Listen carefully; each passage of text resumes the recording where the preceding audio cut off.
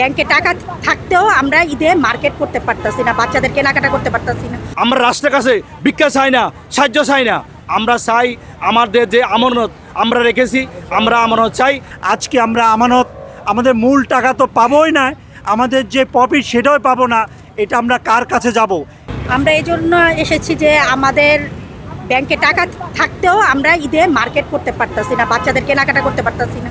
আমাদের মন মানসিকতা তো বুঝতেই পারতাছি না। নিজের টাকা মানে নিজে ব্যাংকে রেখে কি কেউ কি রাস্তায় এরকম 25 রমজান, আজকে তো মনে হয় 25 রমজান চলতেছে, বাচ্চাদের কোনো ঈদের মার্কেটেতে শুরু করে কোনো কিছুই আমরা মানে করতে পারতেছি না। মন মানসিকতাই আমাদের নষ্ট হয়ে গেছে। আমাদের নিজের টাকা আমরা তো আর ভিক্ষা চাইতে আসি নাই গা, আমাদের তো ওনাদের কাছে তো আমরা চাই না, দানও চাই না যে দান দেখ। কিন্তু আমাদের যে হেয়ার কাট নামে যে একটা করছে, মানে গভর্নর মনসুর যে করছে, সেটা আমরা মানি না। আর 24-25-এর যে হেয়ার কাটটা বলতেছে, এটা আমাদের মূল টাকা থেকে কাটতে চাইতেছে মুনাফা হেয়ার কাট নামক আর গভর্নর মনসুর যে এই আমাদের ম্যানেজার যে মানে ব্যাংকের যে 5 ব্যাংকের যে ম্যানেজার, ওনাদের কিন্তু যে করছে 20% বেতন কর্তন করছে।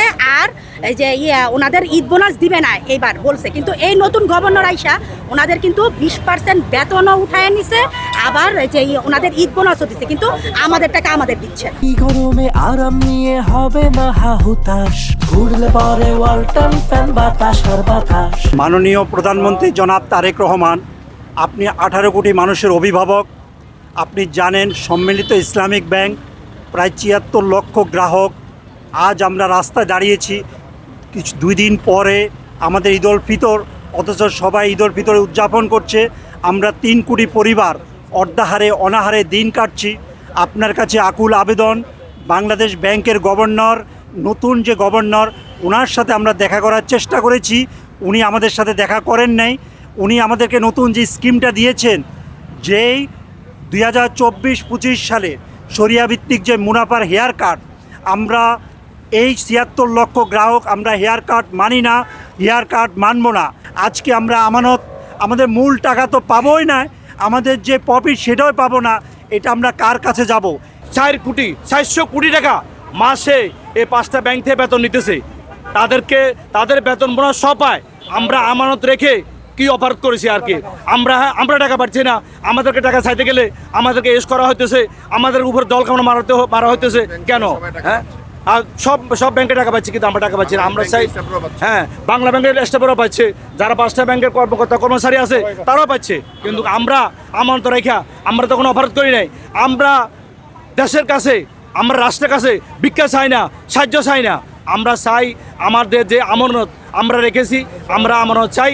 আমরা ছেলে মেয়ে নিয়ে আমরা ঈদ করব, এটাই আমরা আজকে 18 কোটি আপনার মন্ত্রী জনাব তারেক রহমানের কাছে আমরা এটাই আমাদের আবেদন, এটাই আমাদের নিবেদন, আমরা এটাই চাই। 24-25 সালে আমরা যে লাভটা পেয়েছি, সেই লাভটা আমরা জীবনযাত্রার সাথে খরচ করে ফেলেছি। হঠাৎ করে যদি এখন হেয়ার কাট দেয়, তাহলে আমাদের স্থায়ী আমানতের পরে এই টাকাটা কর্তন করা হচ্ছে, যেটা আমাদের জন্য, সাধারণ গ্রাহকের জন্য মারাত্মক একটা ঝুঁকি এবং ক্ষতি।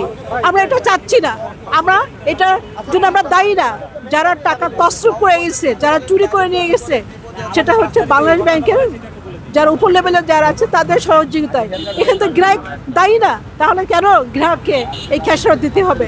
অনেক মানুষ, 75 লক্ষ আমানতকারীর পরিবার যদি একসাথে হয়, তাহলে এটা বড় একটা অঙ্ক। এই আমাদের আমানতকারীদেরকে আর যেন কষ্ট না দেওয়া হয়। প্রায় 1.5 বছর হয়ে গেছে আমরা এভাবে ব্যানার নিয়ে বিভিন্ন জায়গায় দাঁড়িয়ে থাকছি।